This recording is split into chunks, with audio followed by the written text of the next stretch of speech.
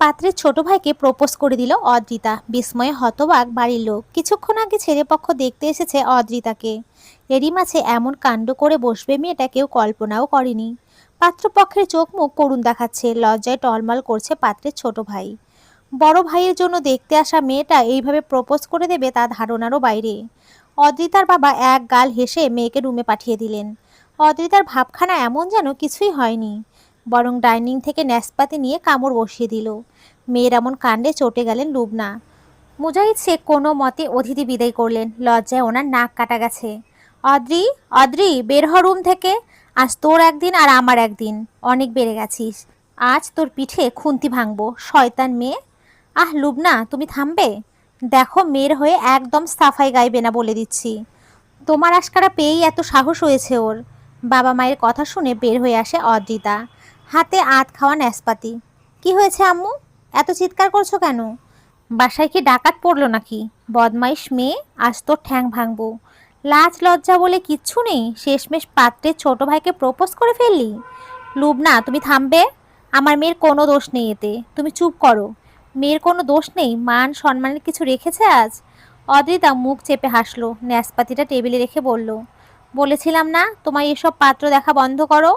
তুমি শুনেছো আমার কথা? শোনোনি তো? আমি কেন শুনবো তোমার কথা? হ্যাঁ তাই তো, আদ্রি মামুনি একদম ঠিক বলছিস। আমি তোকে ফুল সাপোর্ট করছি। লুবনা ন্যাকা কান্না জুড়ে দিলেন, কপালে হাত রেখে বললেন, আমার পোড়া কপাল, বাপ বেটিতে মিলে আমার হাড় মাস খালি করে দিল। এত ভালো পাত্র এসেছে আর এরা পায়ে ঠেলে দিল। খুন্তি হাতে চেঁচামেচি করতে লাগলেন। প্রায় 5 মিনিট একই বুলি আওড়ালেন। বাবা মেয়ের দিকে রক্ত চক্ষু দিয়ে তাকিয়ে তারপর কিচেনে চলে গেলেন। মুজাহিদ হো করে হেসে উঠলেন। অদ্রিতাও হাসতে লাগলো, বাবার কাঁধে মাথা রেখে চোখ বুজে নিল। মুজাহিদ মেয়ের মাথায় হাত বুলিয়ে বললেন, যাই বলিস না কেন, আজ কিন্তু একদমই ঠিক করিসনি। কি করব আব্বু, এরা তো আজ ফাইনাল ডেট দিয়েই যেতেন, তাই বলে এমন করবি? তোর মামা প্রচণ্ড রেগে আছেন, যাওয়ার আগে ফ্যাচ ফ্যাচ করেছেন। ধ্যাত রাখো তো মামার কথা, আমি টাইট দিব, দেখবে সোজা হয়ে যাবে। মুজাহিদ মৃদু হাসলেন। মেয়েটা অবুঝ, মধ্যবিত্ত ফ্যামিলির মেয়েরা একটু বড় হলেই মানুষের কাছে দৃষ্টিকটু হয়ে ওঠে। তাদের নানা দিকে বুঝে শুনে চলতে হয়, না হলে চুন থেকে পান খসলে কেচ্ছা রটে যায়। এই তো কিছুদিন আগেরই ঘটনা। অদ্রিতার ক্লাসমেট লিজা, মেয়েটা পড়াশোনাতে বেশ ভালো, মধ্যবিত্ত ফ্যামিলির হাসি খুশি মেয়ে। অ্যাডমিশন টেস্টের জন্য কোচিং করে রোজ। একদিন কোচিংয়ে বয়ফ্রেন্ড আসে, তাদের মাঝে রাগারাগি চলছিল।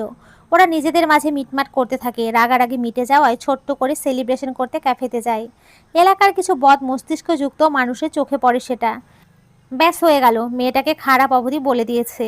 ও নাকি ছেলেটার সাথে আলাদা এক রুমে সময় কাটিয়েছে, আরও বিশ্রী কিছু ভাষা। তাই মেয়েটার বাবা মা জোর করে অন্য ছেলের সাথে বিয়ে দিয়ে দিলেন। না হলো পড়াশোনা আর না হলো প্রেমিকের সাথে ঘর। আর সেই থেকে লুবনা ভয়ে আছেন, যদি তার মেয়েটা কোনো ভুল করে বসে। কি করে সমাজে মুখ দেখাবেন? মধ্যবিত্তদের আর যাই হোক, সমাজের ভয়টা একটু বেশি। দেখো আপা, অদ্রি কিন্তু অনেক বাড়ছে। দোলা ভাই অতি আদরে মাইয়াটারে বাদর বানাইছে। এখনো সময় আছে, মাইয়া বিদায় করো, না হলে কোনো অঘটন করে ফেলবো। আহ বাবলু, থাম একটু।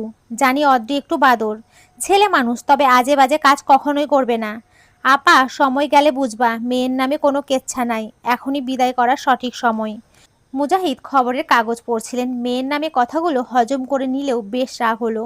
মামার দায়িত্ব পালন না করে পাড়া প্রতিবেশীদের দায়িত্ব পালন কেন করছে? সমালোচনার জন্য পাড়া প্রতিবেশীর কি অভাব আছে? বাবলু, অনেক তো হলো, বোনের কানটা তো পচিয়ে ফেলেছো, নিজের মেয়ের দিকে খেয়াল আছে? দোলা ভাই থামো তো তুমি। বাবলু, তুই আমার সাথে আয়, রাতে খেয়ে যাবি কিন্তু। মুজাহিদ হাসলেন। মানুষ বিচিত্র রঙের প্রাণী, নিজের ঘরে ঠিক নাই, অন্যের ঘরে এসে আগুন লাগায়। বাবলুর মেয়েটা তো আদৃঢ় ছোট, এই ছোট বয়সে মেয়েটার বিয়ে দিয়ে কি লাভটাই বা হলো? সেই তো সংসারে ঝামেলা আর ঝামেলা, মাঝখান থেকে মেয়েটার জীবন নষ্ট। বিকেলের ঘটনা। আদ্রি স্কুল থেকে এসে বলল, আপা, এই আপা, কি হয়েছে বল? তুই কি করে প্রপোজটা করলি রে? আমার তো সাহসী হবে না, সাহস থাকতে হয়। ইস, কেন যে স্কুলে গিয়েছিলাম, সিনেমাটা মিস হয়ে গেল। বিছানায় বালিশ দুটো রেখে অদ্রি গম্ভীর দৃষ্টিতে তাকালো। সেতুর কান টেনে দিয়ে বলল, তোর না সামনে পরীক্ষা, পড়াশোনা বাদ দিয়ে আমার সাথে মশকরা করছিস? আহ আপা, ব্যথা পাচ্ছি তো, পড়তে বস, না হলে আম্মুকে গিয়ে বলবো আমার জন্য নয়, এখন থেকে তোর জন্য যেন পাত্র দেখে। বিয়ের জন্য পাকনা গজিয়েছে, আমি তো এক পায়ে রাজি। সেতু, আদ্রিজার ধমকে নুয়ে গেল মেয়েটা। টেবিল থেকে বই নিয়ে স্টাডি রুমে চলে গেল। ফোঁস করে দম ফেলল আদ্রিজা। কিছুদিনের মাঝে অ্যাডমিশন নিতে হবে, অথচ মায়ের পাত্র দেখা দেখি শুরু হয়ে গেছে। আচ্ছা, বাবাকে পড়াশোনাতে সাপোর্ট দেবেন? সকাল সকাল বেশ মেজাজে আছেন লুবনা। মায়ের এমন মিষ্টি আচরণে খটকা লাগছে। তীক্ষ্ণ দৃষ্টিতে লুবনার দিকে তাকিয়ে আছে সেতু। তার পরিষ্কার মস্তিষ্ক বলছে আবার 12টা বাজতে চলেছে। কি হয়েছে, খাচ্ছিস না কেন?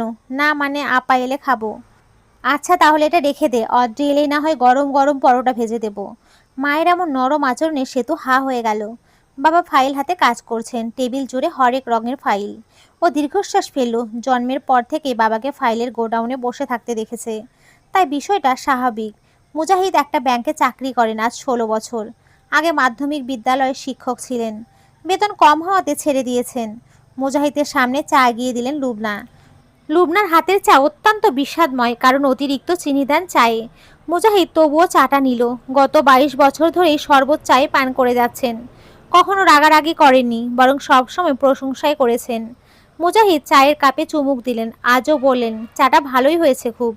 লুবনা একটু হাসলেন, মুজাহিদের পাশে বসে মিষ্টি কণ্ঠে বললেন, বাবলু যে সম্বন্ধটা এনেছিল, ওই যে পাত্রের ছোট ভাই শুভ, তো ওরা ওদের ছোট ছেলের জন্যই অদ্রিকে পছন্দ করেছেন। আমি না তোমাকে না বলে হ্যাঁ বলে দিয়েছি। মুজাহিদ ভ্রু কুঁচকালেন, একটু সময় নিয়ে ভাবলেন। কিছু বলবে তার আগে অদ্রিতার কণ্ঠ ভেসে এলো, মানা করে দাও। আমি এই সব বিয়েতে রাজি নয়। টিউশনি পড়িয়ে সদ্য বাইরে থেকে আসা ঘামে ভেজা অদ্রির শরীর কাঁপছে। এক কথা বোঝাতে বোঝাতে ক্লান্ত। অদ্রি ঘরে যা, আমি তোর বাবার সাথে কথা বলছি। তুমি তো আমার বিষয় নিয়েই বলছো মা, আর কতবার বলবো আমি এখন বিয়ে করতে চাই না। আব্বু, চুপ। তোর আব্বু আমায় কি বোঝাবে? ছেলে কুয়েতে থাকে, তুই নির্লজ্জের মতো কাজ করেছিস, তারপরেও তারা তোকে বউ হিসেবে চাই। তোর জন্য বড় ছেলেকে বাদ দিয়ে ছোট ছেলেকে বিয়ে করাতে চাই, আর তুই নাকচ করছিস। শোনো আম্মু, আমি এই বিয়ে করব না। ছেলে কে কি করে এইসবে আমার কোনো আগ্রহ নেই। ওনারা বেহায়া না হলে আবার আসতেন না। অদ্রি, মুজাহিদ আহ বলে চেঁচিয়ে উঠলেন। মা মেয়ের মাঝে যেতে চাইছিলেন না উনি, তবুও যেতে হলো। অদ্রিমা, আব্বু তুমি অন্তত বিয়ের কথা বলো না। অদ্রির কথায় অসহায় ভাব, চোখে পানি চিকচিক করছে। মুজাহিদ দীর্ঘশ্বাস লুকিয়ে বললেন, তুই যা বলবি তাই হবে। লুবনা রেগে গেলেন, হাতে থাকা গ্লাসটা ধুম করে টেবিলে রাখলেন। চোখে পানি নিয়ে চেঁচাতে লাগলেন, আমার আর কি? আমি এই সংসারের কে? কোনো মূল্য আছে আমার কথা? যা ইচ্ছে তাই কর, কিচ্ছুটি বলবো না। বাপ মেয়েতে আমার মাথাটা চিবিয়ে খেলো, আমিও দেখবো কতদিন বিয়ে না করিস তুই। অদ্রিতা সেই দিকে কান দিল না, বাবার দিকে মায়াময় দৃষ্টিতে তাকালো। মুজাহিদ চোখ ফিরিয়ে নিলেন, তার এই মেয়ে বড্ড আবেগে ঠাসা। অদ্রিতার মুখের সাথে নিজের মায়ের মিল পান উনি, আর তাই তো মেয়েটার কথার পৃষ্ঠে কথা বলতে পারেন না। আব্বু, মামুনি, আমি পড়াশোনা করতে চাই। সপ্তাহখানেক আগেই তো রেজাল্ট এসেছে। হ্যাঁ, গোল্ডেন প্লাসটা মিস হয়েছে, তবে প্লাস তো এসেছে। তবে কথা দিচ্ছি এবার আরও মনোযোগ দিয়ে পড়ব। প্লিজ আব্বু। মুজাহিদ চিন্তায় পড়লেন। এই এলাকায় কিছুদিন আগে যা ঘটেছে, তাতে আদ্রিতা ভার্সিটিতে গেলে সবাই জ্বলে উঠবে, কলঙ্কের তকমা লাগিয়ে দেবে। তাছাড়া কলেজটা এলাকাতেই ছিল, ভার্সিটি তো 20 কিলোমিটার দূরে, তাও ভালো নয় তেমন। আব্বু, মা আমিও চাই তুই পড়াশোনা কর, কিন্তু সব কিছু মিলিয়ে।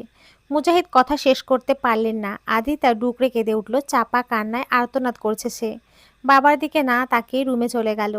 মুজাহিদের বুকে যেন তীর বিঁধে গেল। মেয়ের কান্নাটা কিছুতেই সহ্য করতে পারছেন না। কিছু একটা করতে হবে, এভাবে মেয়ের পড়াশোনাটা বন্ধ হওয়া উচিত নয়। বিয়ের বয়স হয়েছে মাত্র, পার তো হয়ে যায়নি। তবে এখান থেকে ভার্সিটিতে কিভাবে পড়বে? ভীষণ মন খারাপ আদ্রিতার। ও খোলা জানলা দিয়ে বাইরে তাকিয়েছিল, সুন্দর চাঁদ আকাশের বুকে। তবে সেসব তাকে ছুতে পারছে না। ঘড়ির কাঁটায় তখন 11টা ছুঁয়েছে। ফোনটা বেজে উঠল, আননোন নাম্বার।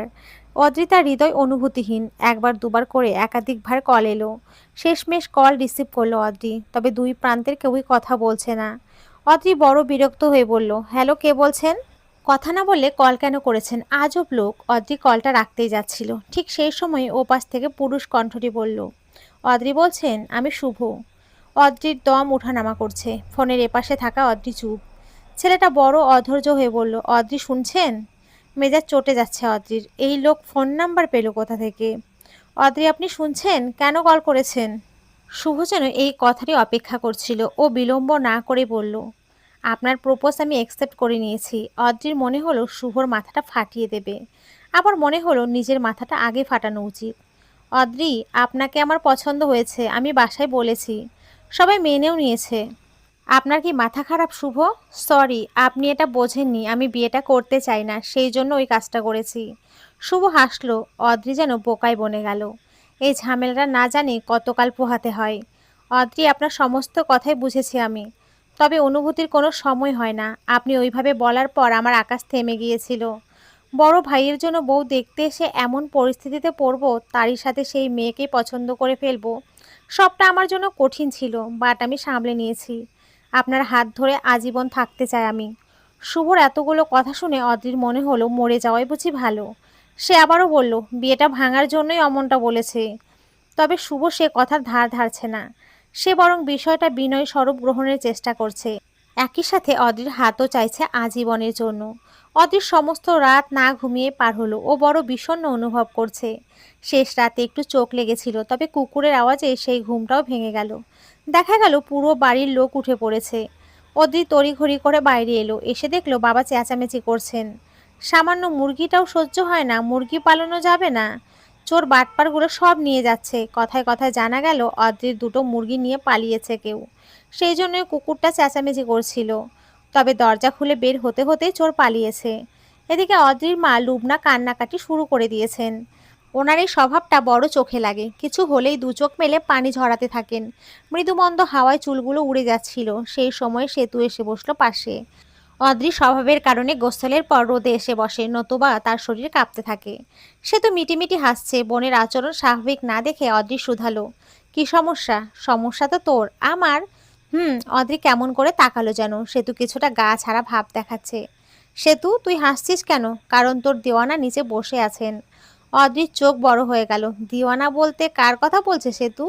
ছাদ থেকে নেমে অদ্রির মনে হলো বাসা থেকে বের হয়ে যেতে পারলে বুঝি শান্তি মিলত। সোফায় আরাম করে বসে আছে শুভ। তার সমাদর চলছে। লুবনা যেন শুভকে মেয়ের জামায় ধরেই নিয়েছেন। অদ্রিকে দেখে মৃদু হাসলো শুভ। ছেলেটার চোখে মুখে ভালো লাগা। অদ্রির চোখ ঘুরিয়ে নিজের রুমে এসে বসে রইল। খানিক বাদে সেতু এসে বলল, আপু, মা তোকে ডাকছে। কেন? তোর দিওয়ানার সাথে কথা বলার জন্য। আশ্চর্য, আমি জানি না, তুই আয় নতুবা মা আসবে। অদ্রি গেল না। কপট রাগ দেখিয়ে রুমের দরজা বন্ধ করে বসে রইল। লুবনা এলেন কিছু সময় পরই। অদ্রি, দরজা খোল, আমার মাথা ব্যথা করছে মা। পরে এসো, এখন তোর মাথা ব্যথা শুরু হলো। বাদরামির জায়গা পাস না? উফ মা। দরজা খুলতে ঘরে প্রবেশ করলেন লুবনা। কণ্ঠ নামিয়ে বললেন, এখনো চুলগুলো ঠিক করিসনি? পাগল তুই। ছেলেটা বসে আছে সেই কখন থেকে। কথার মাঝেই তিনি মেয়ের চুল গোছাতে লাগলেন। আদ্রি হাবুলের মতন বসে আছে। চুল গোছানো শেষ হলে লুবনা বললেন, যা, আর কোনো বাদরামি করবি না। মা, তুমি কি পেয়েছো বলো তো? অদ্রি, মা, আজ না হয় কাল বিয়ে তো করতেই হবে, তাই না? শুভ কতটা ভালো ছেলে সেটা তো দেখেছিসই। বিদেশে বড় চাকরিও করে। পারিবারিক অবস্থাও ভালো। আর কি চাই বলতো মা? অদ্রি কিছু একটা বলতে নিয়েও থেমে গেল। তার ভালো লাগছে না। এই ঝামেলা কি কখনোই যাবে না? পুকুর পাড়ে এসে বসেছে অদ্রি আর শুভ। শুভ দেখতে সুন্দর, চেহারাটায় মায়াও রয়েছে। তবে অদ্রির হৃদয়ে কোনো অনুভূতি নেই। ওর মন মস্তিষ্ক নিজের ক্যারিয়ারের দিকে চলছে। কত স্বপ্ন, কত আশা। অনেকটা সময় পর শুভ বলল, অদ্রি, আপনি আপসেট? সোজাসাপটা বলায় হাসল শুভ। অদ্রি সেই হাসি দেখে বরং বিরক্তই হলো। আপনি বিষয়টাকে মজার ছলে নিচ্ছেন কেন শুভ? আমি চাই না বিয়ে করতে। কাউকে পছন্দ করেন? অদ্রি সরু চোখে তাকালো। সত্যি বলতে তার পছন্দের কেউ নেই। যদি শুভকে থামাতে পছন্দ আছে কথাটি বলে, তবে মা আজই বিয়ে দিয়ে দেবেন। তাই প্রশ্নটা এড়িয়ে গেল শুভ। শুভ কিন্তু নাছোড়বান্দা। সে বলল, যাক, এই দিক তাহলে ক্লিয়ারই আছে। আমি জানি আপনি চান না বিয়ে করতে, কারণ আপনার মনে সংশয় বিয়ে হলে আপনি ক্যারিয়ারে বাধাগ্রস্ত হবেন। কথাটা ঠিকই বলেছে শুভ। তবে অদ্রি কিছু বলছে না। শুভ একটু সাহস সঞ্চয় করে মেয়েটির আরও একটু নিকটে এসে বসলো। অদ্রি কিছুটা ভয় পেয়ে বলল, শুভ, দূরে সরে বসুন। শুভ মৃদু হাসল। মেয়েটির এই স্বভাব তার বড় ভালো লেগেছে। যে মেয়ে নিজেকে শুদ্ধ করে রাখতে চায় সে নিশ্চয় স্ত্রীরূপে সেরা। ভয় পাবেন না, এমন কিছু করব না যাতে কলঙ্ক হবে। তবে জেনে রাখবেন, এই হাত ছোঁয়ার অধিকার শুভ নিয়েই ছাড়বে। অদ্রি, আপনি শুধুই আমার, শুধুই আমার। দোটানায় কাটল দুটো দিন। অদ্রির মন মস্তিষ্কে শুভর বলা কথাগুলো প্রভাব বিস্তার করলো। ছেলেটা এমন করে কথা কেন বলল? অদ্রি নিজেকে সামলে নিল কিছুদিনের মধ্যেই। শুভ নামক মানুষটাকে সে মনেও করলো না। এদিকে কিন্তু সময় পেরিয়ে যাচ্ছে।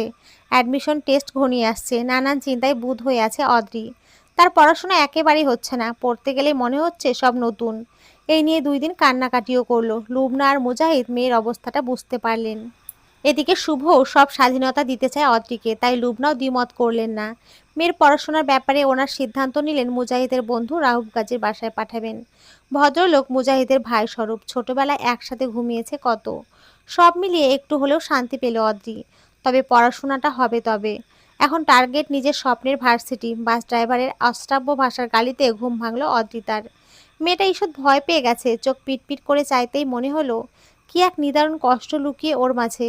এদিকে বাস ড্রাইভার অন্য এক ড্রাইভারের সাথে গালিগালাজ জুড়ে দিয়েছে। ওর পাশে থাকা নারীটি বোধহয় কিছুটা বুঝতে পেরেছে, তাই ভরসার কণ্ঠে বলল, ভয় পাবেন না, শহরে নতুন। দুদিকে মাথা কাত করিয়ে হ্যাঁ বোঝালো অদ্রি।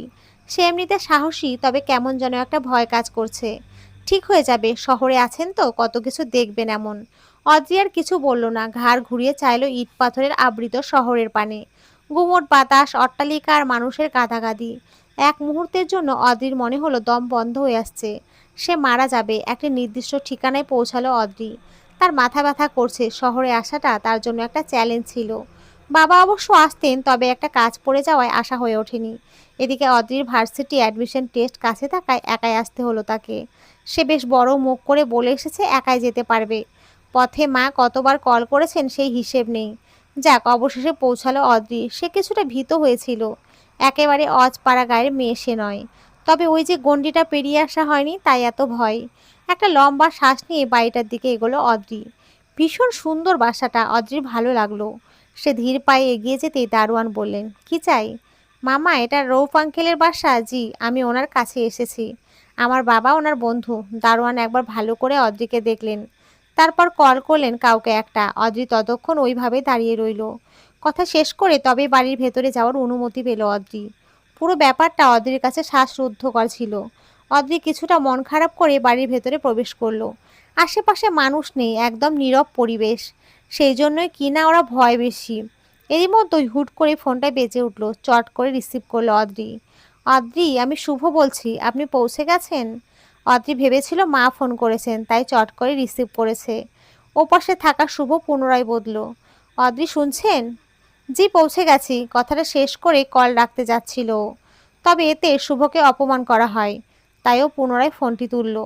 ওপাশ থেকে শুভ হেসে বলল, ভেবেছিলাম আপনি বুঝি কল রেখে দেবেন। অদ্রি কিচ্ছু বলল না। শুভই বলল, ঠিক আছে, সাবধানে থাকবেন, পরে কল করব। শেষ বাক্যটিতে অদ্রির মনে হলো বড় জোর গলায় বলতে, আর কল করবেন না, আমার ভালো লাগে না। তবে বলা হলো না। অদ্রি ব্যাগ দুটো হাতে তুলে নিয়ে বাড়ির সদর দরজা দিয়ে প্রবেশ করলো। চারপাশের সাজসজ্জা দেখে আনমনে হা হয়ে গেল ও। এই ধরনের বাড়ি সাধারণত সিনেমাতে দেখানো হয়। রৌফ আঙ্কেলরা ধনী, তবে এত ধনী এটা আশা করেনি ও। ধন সম্পদ মানুষকে অহংকারী করে তুললেও রৌফের পরিবার এই দিক থেকে আলাদা। তারা ভীষণ মিশুক প্রকৃতির। বিশেষ করে রৌফের স্ত্রী রোকেয়া। তিনি তো অদ্রিকে কন্যার মতন ট্রিট করছেন। অদ্রি ভীষণ অবাক হচ্ছে সব কিছুতে। খাওয়া দাওয়ার পর্ব শেষ করে অদ্রিকে ঘর দেখিয়ে দেওয়া হলো। আলিশান বাড়ির আলিশান কক্ষ। আদ্রির এবার ভালো লাগছে, এই পরিবেশটা তার পছন্দ হলো। মায়ের সাথে কথা বলে সে গোসল সেরে নিল। জার্নি করায় ক্লান্ত ছিল, তাই তুলতুলে বেডে গা ছোঁয়াতেই ঘুম এসে 2 চোখ ভরিয়ে দিল। সন্ধ্যায় ঘুম ভাঙল অদ্রির। এবার শরীর চাঙ্গা লাগছে। হাত মুখ ধুয়ে সে এলো ড্রয়িং রুমে। রৌফ আর রোকেয়া বসে আছেন, হাতে চা। ঘুম ভেঙেছে মা? জি আন্টি, টায়ার্ড ছিলাম তো, তাই অনেকটা সময় ঘুমিয়েছিলাম। ভালো করেছো। এখন বলো, চা খাবে নাকি কফি? চা খাবো আন্টি। আচ্ছা, আসো তাহলে। কথাটি বলে উঠতে নিয়েছিল রোকেয়া। অদ্রি বাধা দিয়ে বলল, কিচেন থেকেই তো আমি নিতে পারবো। রোকেয়া যেন কিছুটা খুশি হলেন। মেয়েটার স্বাভাবিক ভাব তাকে স্বস্তিও দিচ্ছে।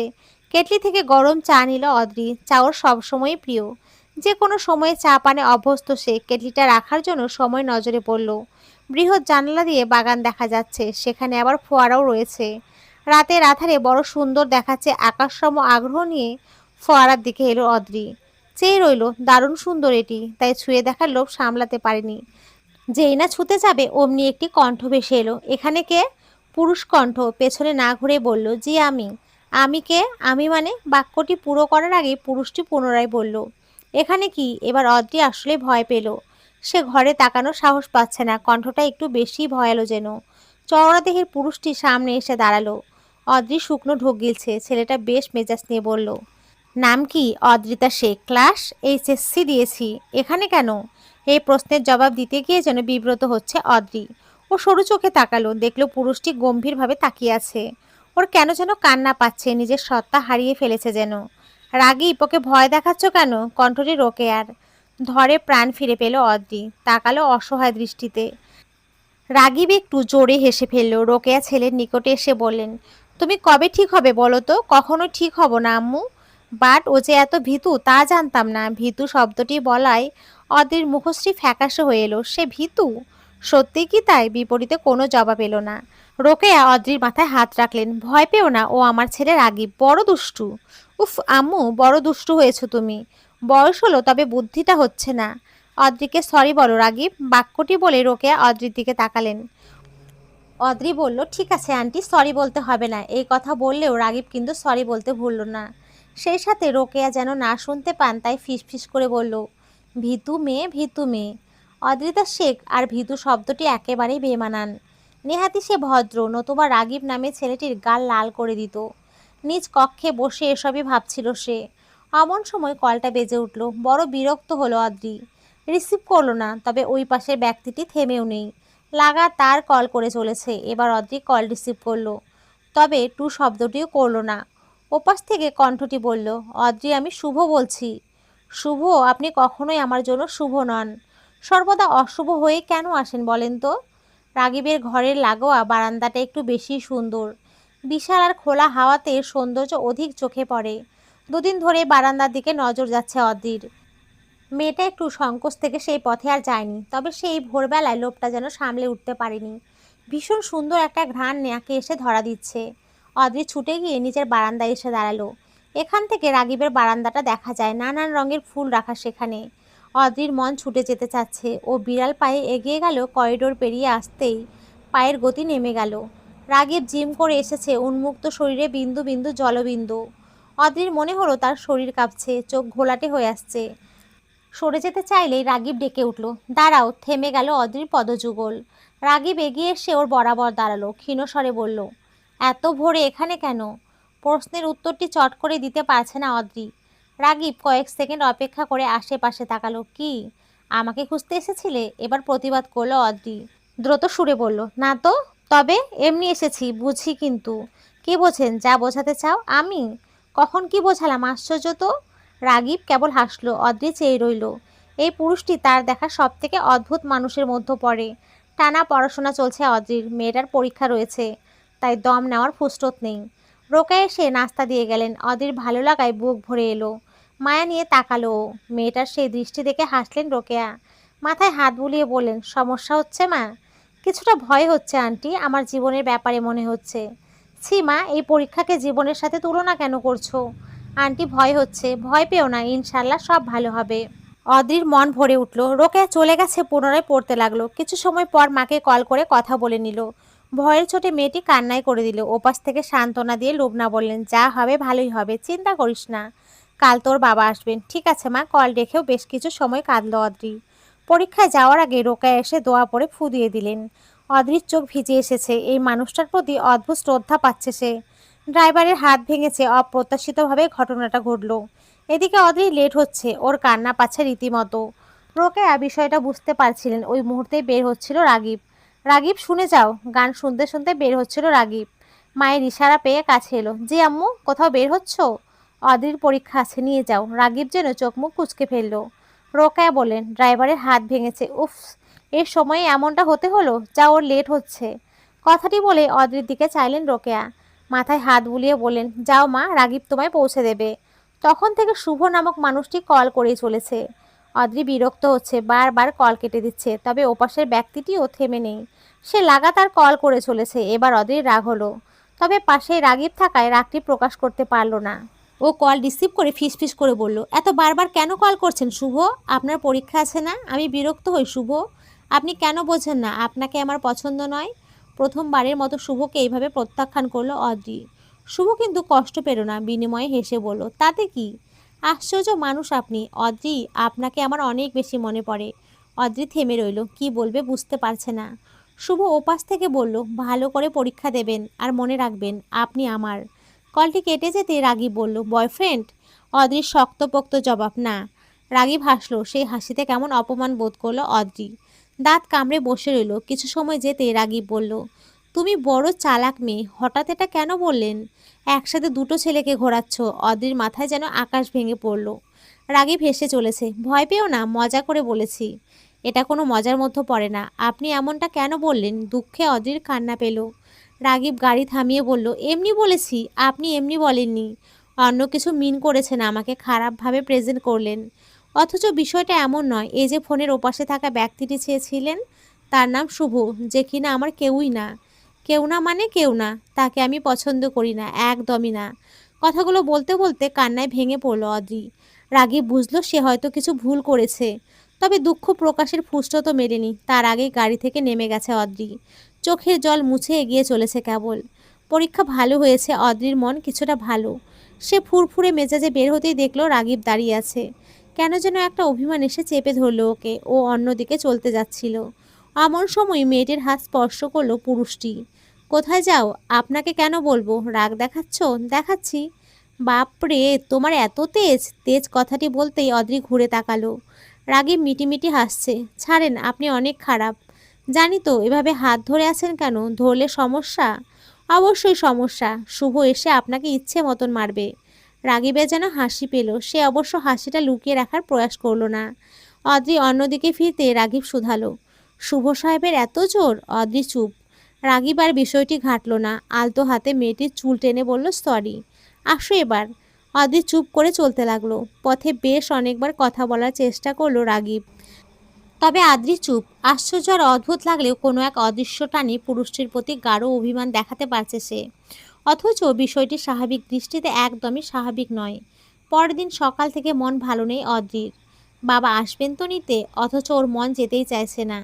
এই না যেতে চাওয়ার জন্য দায়ী রাগীব। ছেলেটার প্রতি অন্যরকম টান অনুভব হচ্ছে, কিন্তু এটাকে কি বলা যায় সেটা বুঝে আসছে না। এই নিয়েও ভীষণভাবে দ্বিধায় ভুগছে ও, কান্না পাচ্ছে।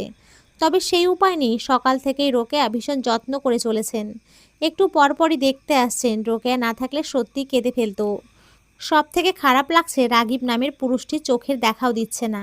লোকটার অন্তরে একটুও কি মায়া নেই? আবার একটা অভিমান জমলো। অদ্রি দ্রুত সব কিছু গুছিয়ে নিল। তখন বাজে 11টা। মুজাহিদ এসে পড়েছেন। অদ্রিও তৈরি, কিন্তু রাগীব নেই। এবার সত্যিই কান্নায় চোখ ভিজে গেল ওর। ব্যাগপত্র নিয়ে বলল, আব্বু তুমি এসো, আমি সামনে এগোই। কথাটি শেষ করে এগিয়ে গেল অদ্রি। কান্নায় তার চোখ ভেজা, লাল হয়ে আছে মুখটা। বের হতেই চোখ পড়ল রাগীবকে। ছেলেটা একটু দূরে দাঁড়িয়ে, তার পাশে আরও একটি বলিষ্ঠ পুরুষ। দুজনে কথা বলছে। অদ্রির ইচ্ছে হলো ছুটে যেতে। তবে কোনো এক অদৃশ্য বল তার পদযুগল টেনে ধরে রাখল। মুজাহিদ এলেন। শুরু হলো বিদায় পর্ব। অদ্রি গাড়িতে উঠে বসেছে। রাগীব তখনও কাছে আসেনি। অদ্রির অভিমান আরও গভীর হলো। তবে পুরুষটিকে দেখার লোভ সামলাতে পারল না। তবে যখন চাইল, তখন রাগীবকে দেখা গেল না। তার পরিবর্তে দেখা মিলল রাগীবের বন্ধু রাজবীরের।